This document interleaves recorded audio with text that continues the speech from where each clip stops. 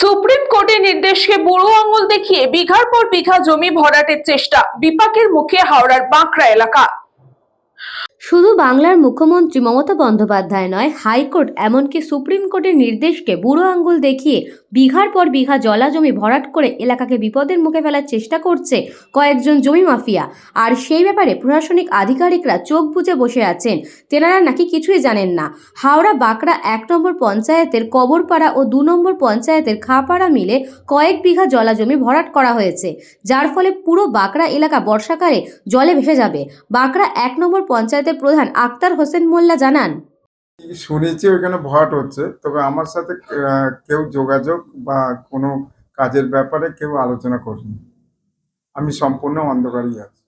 দেখুন, এইখানে যেহেতু আমার ওইখানে সাপুজি পালংজি আছে, উনি কোম্পানি এবং হাইফাই ব্যাপার আছে, তা আমাকে না জানিয়েই ওরা যখন কে বা কাকে নিয়ে করছে, এটা আপনারা তদন্ত করে দেখুন।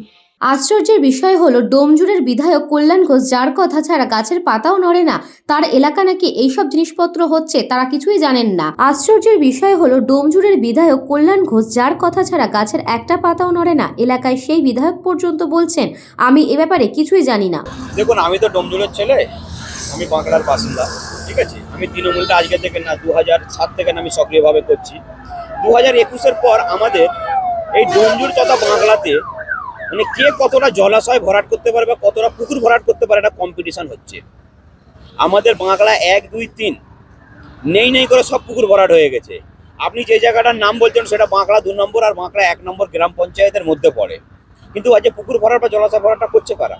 যারা আজকে পঞ্চায়েতের দায়িত্ব আছে তারা করছে, সাধারণ মানুষ তো করছে না, বাইরে থেকে এসে তো কেউ করছে না। যারা আজকে আমাদের ডোমজুড়ের বিধায়কের সঙ্গে থাকে আজকে তারাই করছে এইসব। Bureau report, news Banga time. St. Augustine's Day School, Barrackpur. Success for every child. Admission open 2026 to 2027. Contact number 900793 4555.